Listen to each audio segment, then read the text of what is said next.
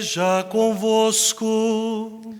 Ele está no meio de nós. Proclamação do Evangelho de Jesus Cristo segundo Mateus. Glória a vós, Senhor. Naquele tempo, disse Jesus aos seus discípulos esta parábola. Um homem ia viajar para o estrangeiro. Chamou seus empregados e lhes entregou seus bens. A um deu 5 talentos, a outro deu 2 e ao terceiro 1, a cada qual de acordo com a sua capacidade.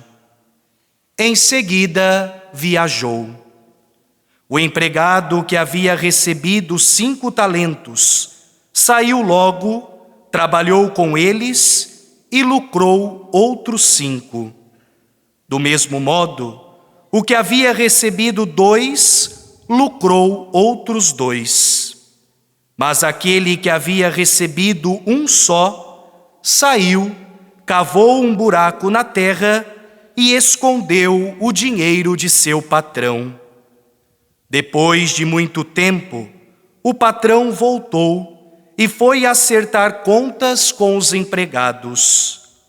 O empregado que havia recebido 5 talentos entregou-lhe mais 5, dizendo: Senhor, tu me entregaste 5 talentos, aqui estão mais 5 que lucrei. O patrão lhe disse: Muito bom, servo bom e fiel. Como foste fiel na administração de tão pouco, eu te confiarei muito mais. Vem participar da minha alegria.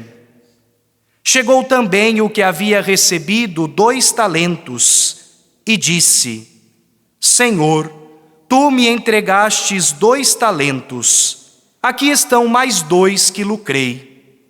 O patrão lhe disse: Muito bem, servo bom e fiel.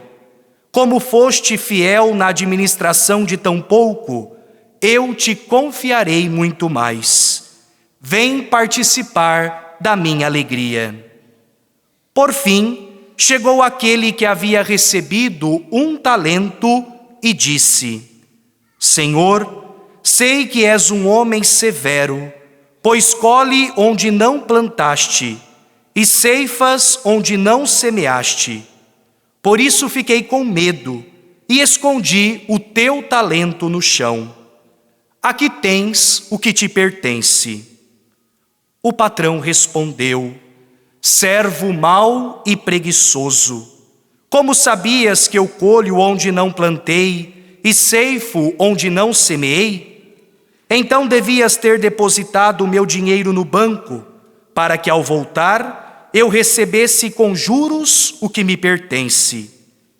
Em seguida, o patrão ordenou: Tirai dele o talento e dai-o àquele que tem 10, porque todo aquele que tem será dado mais e terá em abundância. Mas aquele que não tem, até o que tem lhe será tirado. Quanto a este servo inútil, jogai-o lá fora na escuridão. Ali haverá choro e ranger de dentes. Palavra da salvação. Glória a vós, Senhor.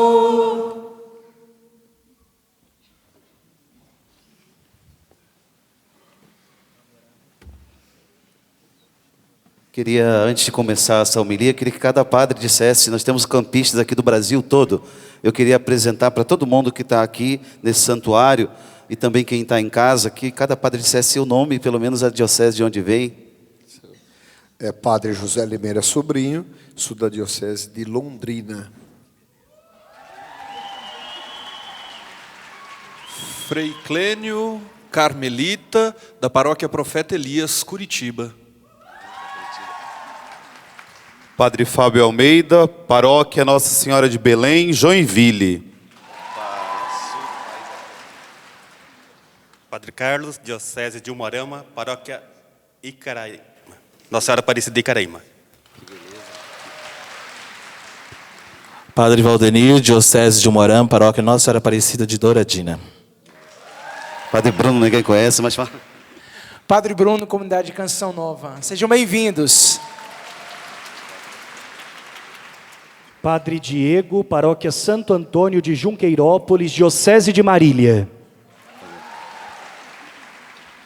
Padre José, Diocese de Umuarama, Paróquia da Ressurreição de Ivaté. Padre Mário, Diocese de Umuarama, cidade de Alto Piquiri, Paróquia São José. Frei Anderson, Carmelita, da Arquidiocese de Curitiba. Padre Cícero, Paróquia São Pedro Apóstolo, cidade de Laranjal, Diocese de Guarapuava. Eu sou o Padre Renato, da Diocese de Petrópolis, Rio de Janeiro. Obrigado a todos pelo carinho. Queridos irmãos e queridas irmãs, nós estamos começando o mês de setembro. E tradicionalmente na Bíblia, na igreja, a liturgia sempre traz essa temática um pouco de uma saudação especial, de uma reverência à palavra de Deus, à Bíblia Sagrada, em uma justa homenagem a São Jerônimo, o grande tradutor da Bíblia, que morreu e celebramos dia 30 de setembro. Então uma prática especial com a palavra de Deus vai nos chamar a atenção nesse mês, mas mais ainda também, esse mês, ou começamos esse mês de setembro, com uma programação especial no Brasil, um pedido da CNBB, de rezarmos nessa Semana da Pátria, especialmente pela nossa pátria. Eu dizia, começando essa celebração, que essa é a parte mais importante do dia, de qualquer dia nosso religioso, é a missa, porque na missa não somos nós que rezamos, na missa é Nosso Senhor, é Jesus Cristo quem reza por nós, se oferecendo ao Pai. A beleza da celebração, a beleza do que acontece no altar é a entrega do Cristo por nós. E a liturgia, no final desse dia, nos presenteia, nesse encontro nacional de campistas, nos presenteia com essa belíssima parábola dos talentos. Um convite à diligência, um convite à fidelidade, um convite à vigilância que o Senhor nos chama através dessa parábola. Essa parábola dos talentos, ela no capítulo 25 do Evangelho de Mateus, nós acabamos de ouvir, é naquele contexto de 2 capítulos em que há muitos textos escatológicos. Nosso Senhor está falando da volta dele, da parousia. Ele está falando que a sua mensagem foi pregada, agora começa a missão da igreja, os apóstolos devem ir pelo mundo, mas ele voltará. E aí nós temos lá no capítulo 25 a parábola das virgens prudentes.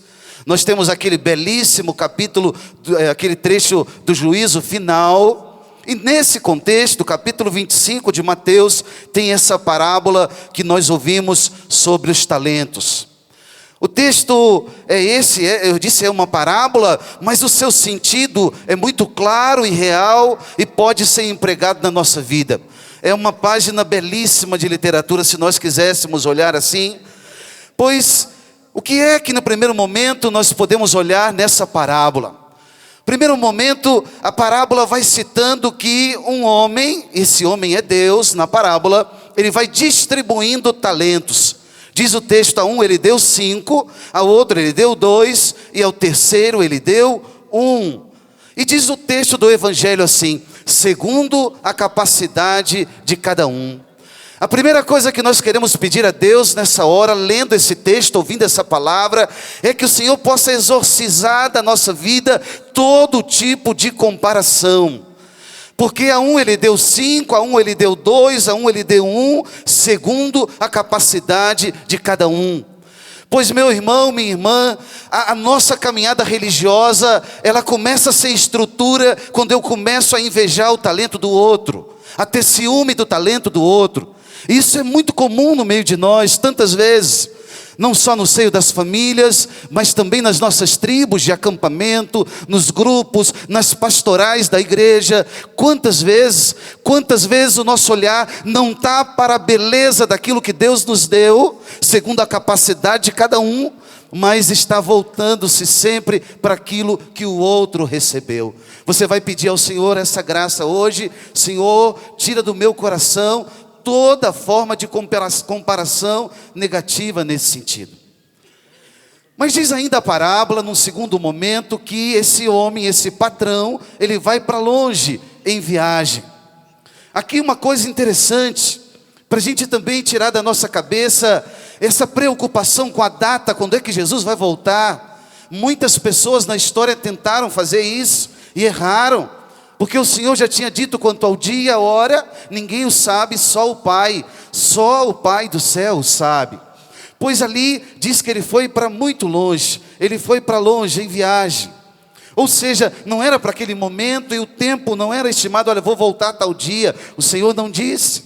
Pois bem, ele confia a administração dos seus bens, diz a parábola, aos seus servos. Administração dos seus bens. Ele não diz, olha, eu estou doando para vocês, façam o que vocês quiserem. Não, a parábola está dizendo que o Senhor confiou a nós os seus bens. Ou seja, ele podia fazer tudo sozinho, mas ele quis contar conosco. Gente, isso é extraordinário, meu irmão. Preste atenção no que Deus está te dizendo nessa hora. Nós somos aqui campistas do Brasil todo, gente de pastoral, de movimento, de grupo. Deus poderia fazer tudo sozinho, mas Ele quis contar conosco. Você que está em casa nos assistindo também, e participa de pastorais, de grupos, de movimentos, e às vezes ainda fica achando bom, eu estou ajudando muito na igreja, né? Eu estou fazendo tanta coisa. Quantas vezes você vai medindo com uma régua aquilo que você tem feito para Deus? Desculpa eu te frustrar nessa hora, mas Deus não precisa de você e nem de mim. Deus poderia fazer isso sozinho, sim ou não, gente? Sim ou não? Tem alguém que tem dúvida disso? Pois o Senhor pode fazer tudo sozinho, mas Ele quis contar conosco. E a parábola é linda, vai dizendo isso, que o papel agora dos servos é multiplicar os talentos. O papel dos servos é esse, dobrar, multiplicar aquilo que recebeu do Senhor, multiplicar aquilo que Deus confiou a nós. E muitas vezes Jesus falou isso no Evangelho. Ele usou algumas vezes a imagem do fermento para levedar a massa, para fazer a massa crescer. Outras vezes ele usou a imagem do salzinho que tempera a massa toda, não é? Outras vezes ele usou a imagem da luz que chega e não é colocada debaixo da mesa, mas em cima para iluminar todos. Ou seja, o Senhor vai contando conosco, confiando a nós o seu patrimônio, não para ser protegido e guardado simplesmente no depósito da nossa vida, mas Deus confiou o seu patrimônio a nós para fazermos crescer o seu patrimônio. Meu querido irmão, minha querida irmã, finalizando já esse dia de acampamento, hoje o Senhor nos falou tanta coisa, desde a parte da manhã com a irmã Zélia, a beleza daquilo que a irmã Zélia nos erguia diante do Senhor, a sermos homens e mulheres de Pentecostes. Depois o Dunga e o Astromar também nos colocaram as diretrizes concretas dessa vivência, lá onde Deus nos chamou, nas nossas paróquias, nas nossas dioceses. Não vagueando por aí num turismo religioso, onde eu não tenho compromisso com nada. Não, a experiência que o Senhor nos chama é muito concreta, é muito no feijão com arroz de todo dia. E agora, depois do almoço, o Rodrigão, naquele testemunho maravilhoso, né? Ele nos chamava a olhar, mesmo que fosse para o deserto, mas olhar com fé, olhar com obediência e olhar com fidelidade a Deus, porque o deserto florirá. Pois, queridos, aqui nessa parábola do Evangelho, o Senhor vai coroando tudo isso, contando conosco. Nós somos esse salzinho que vai temperar a massa, o fermento que vai fazer a massa crescer. Nós somos essa luz que vai trazer, a partir da beleza do Evangelho, claridade a muitas situações escuras da nossa vida e da vida à nossa volta, com o talento que cada um recebeu. E são muitos, graças a Deus, a igreja, na linguagem das cartas de Paulo, é um corpo com muitos membros, e na beleza dos talentos, cada um recebeu uma quantidade de talentos. Nós poderíamos pensar aqui, os bens que o Senhor nos confiou. Quantos bens? Quantos bens? Poderíamos pensar só na fé. Deixa eu dizer para você, querido, só a sua fé já é capaz de transformar tantas coisas. Ainda que você a considere pequena, ainda que você diga, bom, a minha fé para que serve? É tão pequena, eu sou tão pecador, tão frágil. Sim, você e eu somos pecadores frágeis, sim, mas o poder da fé dado por Deus a nós é capaz de coisas muito grandes. E na beleza da fé, isso pertence também a esse patrimônio do Senhor. A fé não é um enfeite, não é um apêndice na nossa vida, não é um anestésico que a gente toma quando está sentindo dor e, puxa vida, agora eu vou tomar aqui para passar e aliviar essa dor. Não, a fé é a luz que Deus lançou sobre nós, na certeza das suas promessas se cumprindo ao seu tempo, para enxergarmos o passo de cada dia. Pois foi para isso que na fé Deus te deu tantos talentos. Se você pudesse aqui, querido, agora tomar esse microfone, eu tenho certeza que você ia elencar uma série de talentos que Deus depositou na sua vida, confiou a você, colocou mesmo na sua história, para que a partir daí você pudesse multiplicar.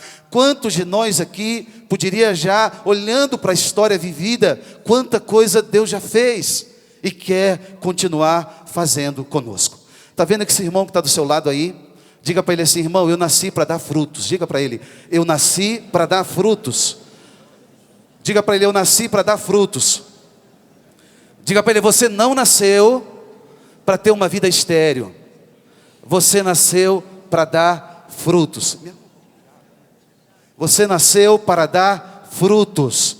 Quantas vezes a gente se esquece disso? Quantas vezes eu tenho encontrado cristão de todo lado, olhando assim, bom, a minha vida não deu nada certo. Outros trazendo mesmo como que decretos de sentenças, martelando sobre a própria vida, dizendo, bom, a minha vida não deu certo.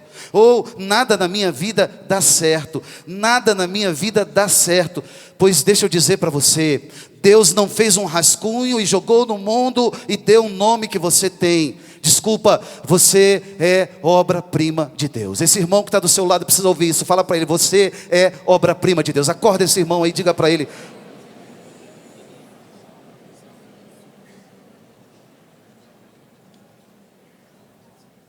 Obra-prima de Deus. Deus não nos criou para a esterilidade. Deus nos criou para a fecundidade. Deus nos criou para dar frutos, e nós precisamos tomar posse dessa palavra. Meu irmão, minha irmã, deixa eu dizer para você, tantas vezes eu dizia, não só nós nos autocondenamos, lançando sentenças de condenação, mas nós assumimos condenação decretada pelas pessoas. Quantas vezes as pessoas olharam para você e disseram, você não tem jeito não, você não vai dar certo não, você não dá para nada.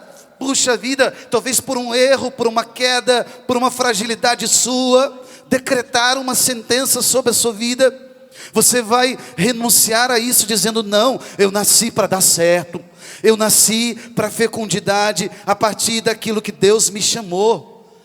E é por isso, irmãos, com tantas vezes essas sentenças negativas lançadas sobre nós, que nós tantas vezes vivemos aquilo que um dos servos da parábola viveu. Um dos servos da parábola viveu a experiência de cavar um buraco na terra, e assim mesmo cavou um buraco e escondeu o talento que Deus tinha dado para ele. O patrão tinha dado um talento e ele escondeu num buraco, e ele até se justificou, ele tinha razões para isso, razões sem razão, é verdade, mas ele até se justificou, Senhor, eu sabia que tu és um homem severo, diz o texto. Ou seja, ele vai se justificando diante do patrão, porque ele tem um dos pecados que tantas vezes amarram os nossos pés e as nossas mãos de crescer. O pecado da preguiça. O pecado da preguiça é esse pecado tantas vezes de enterrar o talento, cavar um buraco, ficar se justificando e depois, a partir daí, a partir dessa experiência, quem sabe, puxa vida, vamos ver o que vai dar, né? Vou empurrando a vida com a barriga. Pois, meu querido, deixa eu dizer para você, esse buraco cavado aí, esse buraco se chama tantas vezes o buraco da preguiça. O buraco dessa doença espiritual que os autores medievais chamavam de assídia, assédia. Aquela experiência de uma tristeza tão grande que causa a nossa vida estéril. De não olhar para o poder e para a força de Deus, daquilo que Deus pode fazer através de nós, mas ficar olhando simplesmente no próprio comodismo, na própria infidelidade, para viver a experiência da preguiça. Meu querido, eu não sei como está a sua vida hoje, eu não sei o que você tem feito com os talentos que Deus te deu, eu não sei se você tem se colocado nessa segurança estéril, de cavar um buraco e ficar ali a vida inteira, quem sabe esperando a volta de Jesus. Meu irmão, quantos de nós têm vivido ainda a triste realidade religiosa assim? O Papa Ratzinger, o Papa Bento XVI, dizia que um dos dramas do nosso tempo é o analfabetismo religioso. Ou seja, nós conhecemos tanto, de tantas coisas, de tanta tecnologia, de tantos avanços da ciência, e às vezes estamos ainda na cartilha lá da primeira comunhão, da catequese que recebemos quando éramos crianças. Nunca mais aprofundamos nada. Pois deixa eu dizer, querido, hoje a irmã Zélia de manhã nos apresentava alguns documentos, né? Documentos, ela falava de um dos documentos do Papa Francisco, a alegria do Evangelho. Cristão formado cresce, cristão que lê a palavra cresce, cristão que se alimenta e nutre a sua fé, vai dar frutos na sua fé. Quem fica só cavando o buraco e ali se justificando, colocando o talento, vai vivendo essa experiência.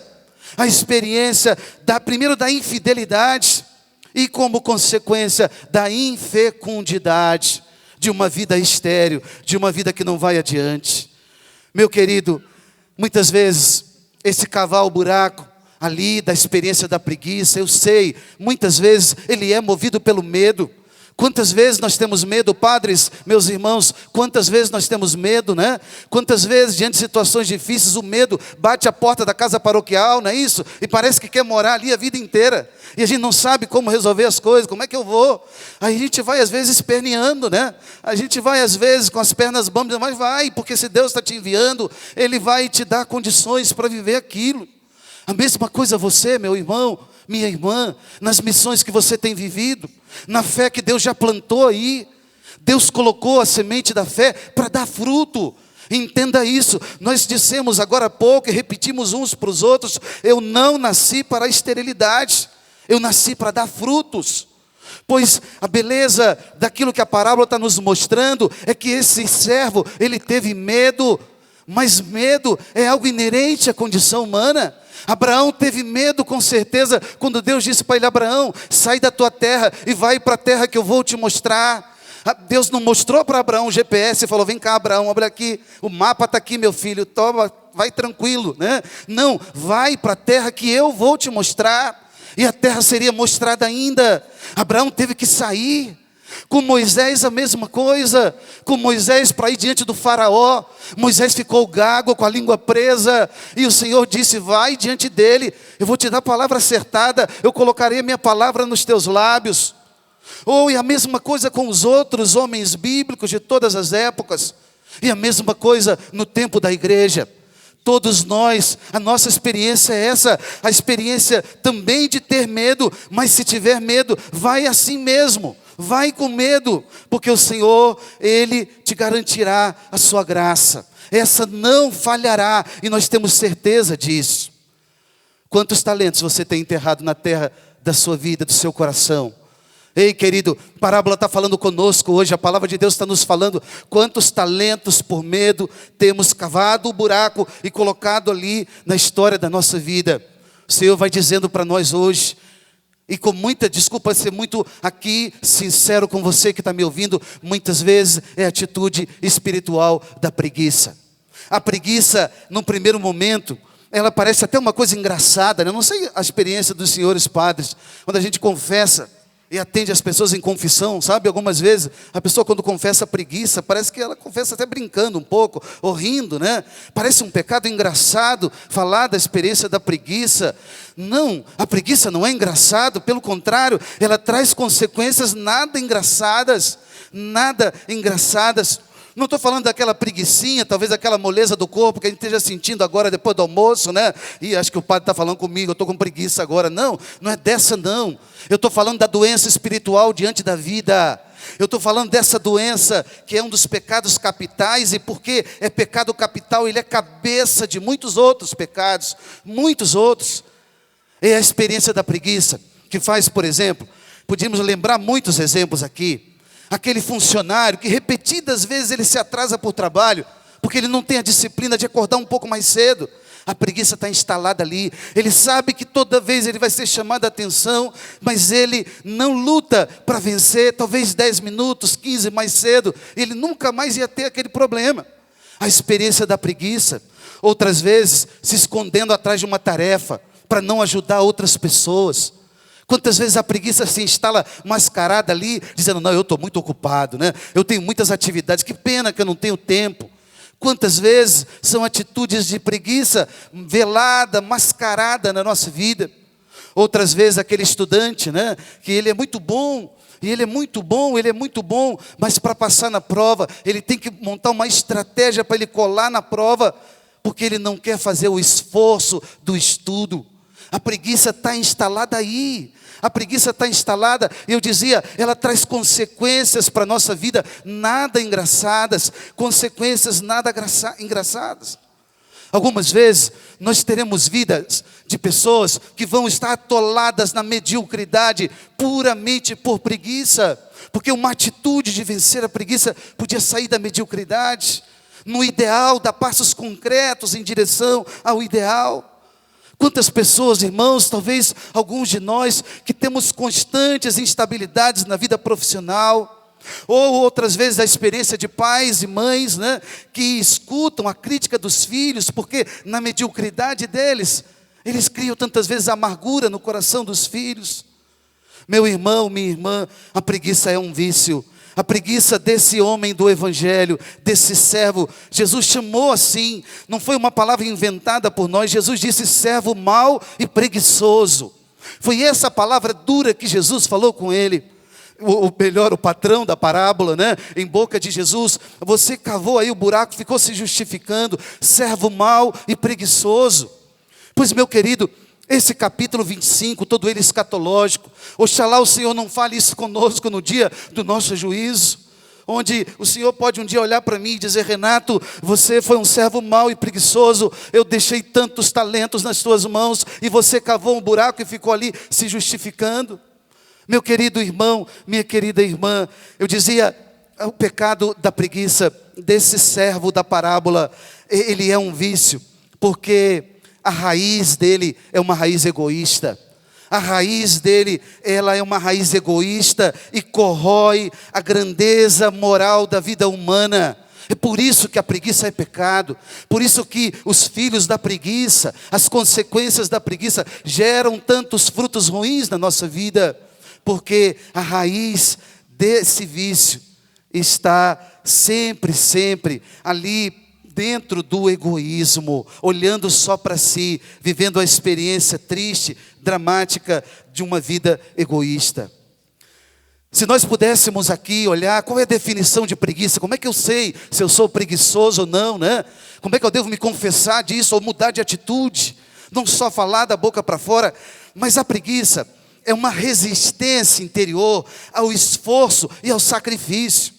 Tantas vezes quando eu tenho essa resistência ao esforço e ao sacrifício, se eu não luto, se eu não tenho uma vontade forte, a preguiça me vence e eu me entrego a ela. A preguiça ela faz parte daquele conjunto da sensualidade, que só olha para o corpo. O conjunto da sensualidade é aquele triângulo das Bermudas, tantas vezes. É a experiência da sexualidade, é a experiência da comida, da bebida, né, da gula, e é a experiência, tantas vezes, dessa resistência ao esforço e aquilo que me custa algum sacrifício. A experiência que o Senhor quer nos ensinar hoje com esse servo mau e preguiçoso é combater contra esse vício. Eu não sei onde ela se manifesta na sua vida. A igreja nos ensinou que é um dos pecados capitais, né? E nós precisamos, para vencer a preguiça, colocar diante dos nossos olhos o ideal. Colocar diante dos nossos olhos o ideal que o Senhor nos chamou, na vida profissional, na vida matrimonial, na vida consagrada, a minha vida sacerdotal, dos consagrados religiosos aqui, na vida de cada um de nós, ter diante de nós o ideal para vencer a cada dia essa luta. O preguiçoso não, o preguiçoso sempre, o ideal dele é sempre o mais fácil, o mais cômodo. Ele vive de atalhos, ele não procura o bem, né? Ele não procura simplesmente aquilo que é o bem, o melhor, mas ele vai vivendo sempre de vantagens. Ah, bom, eu levei uma vantagem aqui, eu levei uma vantagem ali. Ele não se importa em dar o acabamento à obra, mas ele quer só despachar tarefas. Ele vai dando um jeitinho. Bom, eu dou um jeitinho aqui, dou um jeitinho ali, né? E a vida vai sendo assim, tantas vezes, uma coxa de retalhos, cheia de jeitinho aqui, jeitinho ali. Pois hoje nós queremos olhar para essa parábola que o Senhor nos falou com muita responsabilidade. Você que está aqui no santuário, você que está em casa, olhando para esse servo mau e preguiçoso, a primeira coisa que nós queremos dizer diante de Deus, e eu tenho certeza isso, que ninguém vai querer ser esse servo. Nós queremos dizer para Deus, olha Deus, nós não queremos ser esse servo. Nos ajuda desde agora. E por isso, talvez duas formas possíveis que podemos colocar diante da nossa vida para, na nossa decisão, diante das nossas responsabilidades, conscientes e livres diante de Deus, enfrentar o itinerário da nossa vida. Um é encarar a vida bela como ela é e árdua como ela é. Não existe vida fácil, não existe vida de micro-ondas em que a gente aperta e em alguns segundos está pronto. Se você quer uma vida assim, querido, desculpa dizer, você não vai encontrar. Não existe vida que seja bela e ao mesmo tempo fuja de tudo aquilo que são as dificuldades inerentes a essa vida. Toda vida tem sacrifício. Toda a experiência de ressurreição passa primeiro pelo mistério do Calvário, passa pela realidade da cruz. É essa a experiência que nós queremos viver. Então essa é a primeira forma, e é essa forma que eu quero escolher para mim. A forma de olhar a vida e encará-la, mesmo com todas as dificuldades e lutas. Mas se o Senhor nos chamou, o Senhor nos dará a graça para vivê-la. Ou a outra forma é viver naquela mentalidade de aproveitador, do preguiçoso que eu disse.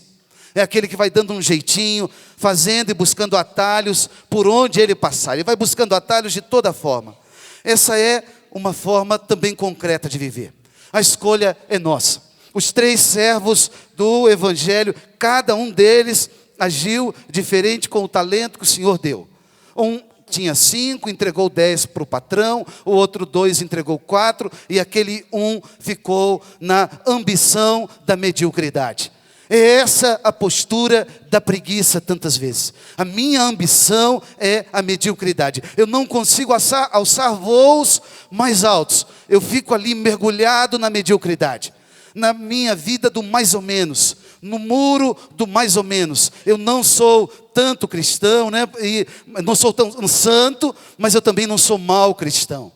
Quantas vezes eu escuto isso, né? A pessoa fala, padre, olha, eu nem acho que eu nem tenho pecado, eu não faço mal a ninguém, né?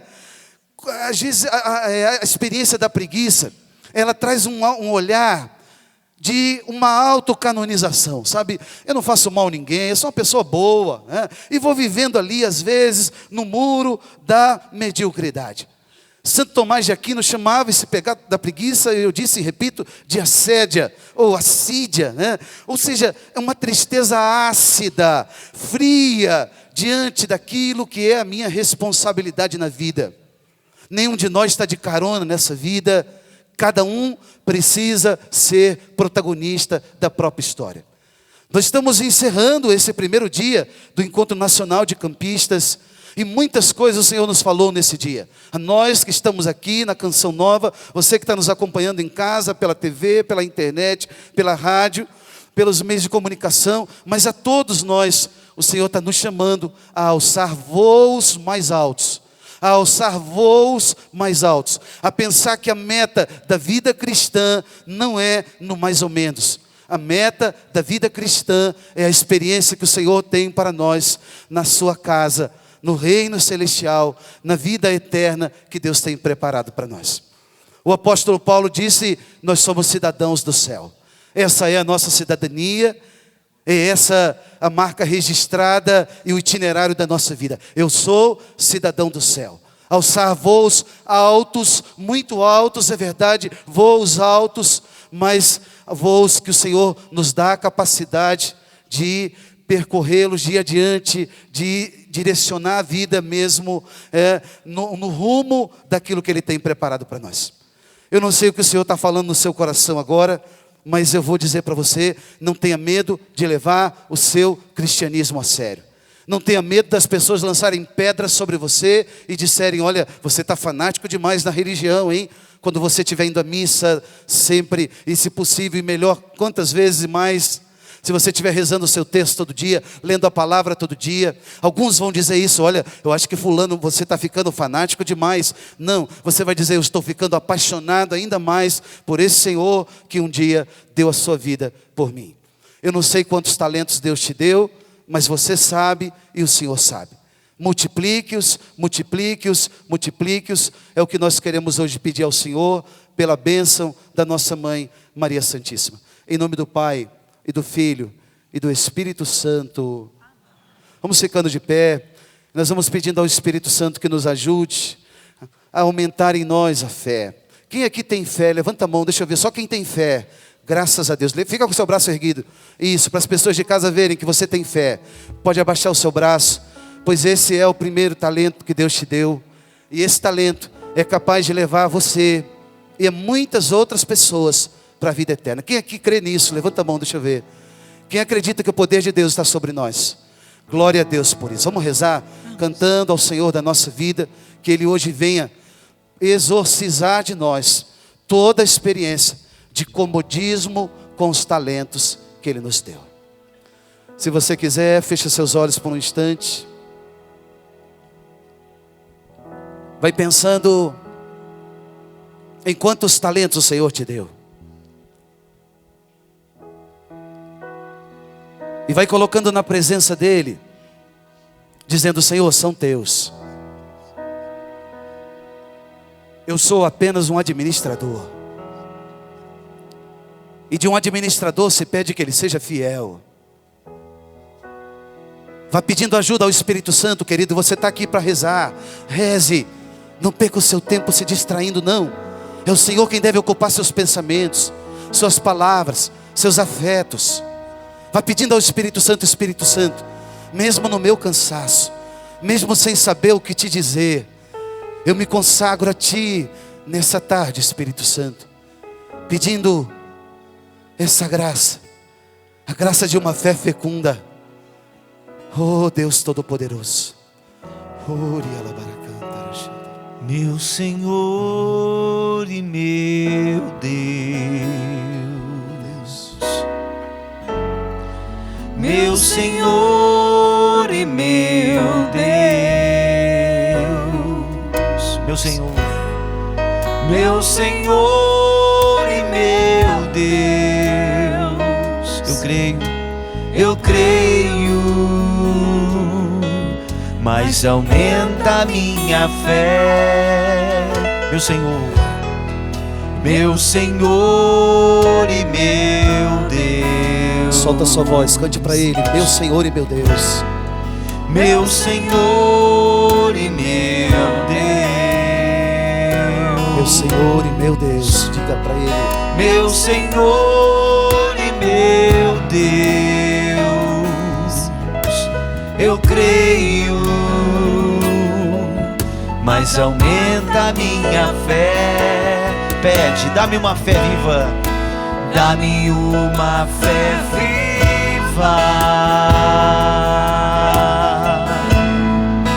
Dá-me uma fé nova, traduzida na vida, testemunhada no amor pelos irmãos. Dá-me uma fé viva, erga o seu braço, peça junto comigo assim, dá-me uma fé viva. Dá-me uma fé viva. Dá-me uma fé nova, quem precisa, peça. Dá-me uma fé nova, traduzida na vida, traduzida na vida, testemunhada no amor pelos irmãos. No amor pelos irmãos. Eu quero pedir, querido irmão, querida irmã, ao Senhor que venha renovar a nossa fé agora. Eu não sei como você chegou aqui, mas eu sei como o Senhor Todo-Poderoso pode acender no seu coração esse dom. Você pode abrir a sua boca e dizer para Deus: Senhor, eu preciso de uma fé viva. Pede a Ele de uma fé nova, de uma fé que faça diferença na sua vida profissional, na sua vida familiar, no seu casamento, nos seus relacionamentos. Vai pedindo ao Senhor essa graça. Senhor, dá-me uma fé viva. Não, Senhor, não uma fé sepultada nos buracos da vida, não. Uma fé transformada em vida é o que eu te peço agora, Deus. Dá-me uma fé viva. Pede ao Senhor, querido, pede. Ele é todo poderoso, Ele é Deus. Ele é todo poderoso, Ele é Deus. Ele tem soberania sobre a sua vida, sobre a sua história. Peça ao Senhor: Senhor, dá-me uma fé viva. O Senhor pode. Sim, Deus Todo-Poderoso. Tira de nós toda a frieza, tira de nós toda a incredulidade, tira de nós, Deus Todo-Poderoso, toda a indiferença religiosa, todo o acostumar-se com as coisas sagradas. Tira de nós, Deus, dá-nos uma fé viva, dá-nos ardor na fé, dá-nos uma fé ousada, uma fé destemida, uma fé que faça diferença. Oh Deus Todo-Poderoso, nesses tempos difíceis, nesses tempos de tanta calamidade moral, nós pedimos, damos uma fé de testemunho. Vá pedindo, querido, tira de mim, Senhor, toda omissão de fé.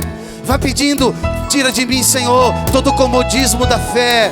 Sim, Senhor, tira de mim, Deus, todo o conformismo, toda palavra maldita, proclamada tantas vezes, não tem mais jeito. Dá-me uma fé viva, Senhor, dá-me uma fé nova. Quantos aqui precisam disso? Peça ao Senhor, erga seu braço, querido, e peça: Senhor, sou eu que estou aqui hoje no santuário, Pai das misericórdias. Tem misericórdia da minha fé, Deus, abalada tantas vezes o barco da minha vida, Senhor, balançou, mas o Senhor está comigo. E eu te peço, dá-me uma fé viva, Deus. Os teus talentos em mim, Deus, não serão para infecundidade, mas para fertilidade, para fecundidade, para a tua glória. Oh Deus Todo-Poderoso, dá-me uma fé viva. Bem forte, juntos. Dá-me uma fé viva, uma fé nova. Dá-me uma fé nova, traduzida na vida, traduzida, testemunhada no amor pelos irmãos. Você pode colocar a mão sobre a sua cabeça. Eu quero pedir ao Senhor que possa tirar mesmo todo o pensamento de incredulidade. Retira agora, ó Pai, em nome de Jesus, toda a incredulidade. Incredulidade diante da Tua palavra, incredulidade diante do Teu projeto de vida para nós, incredulidade diante dos talentos que o Senhor colocou em nós.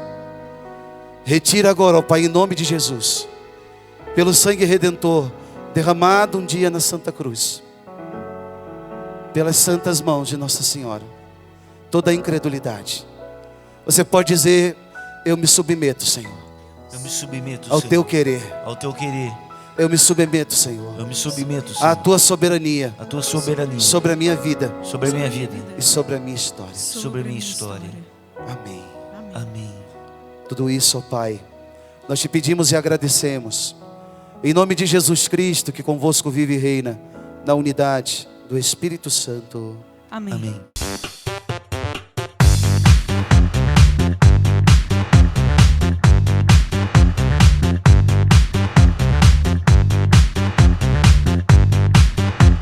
CançãoNovaPlay.com. Assine já!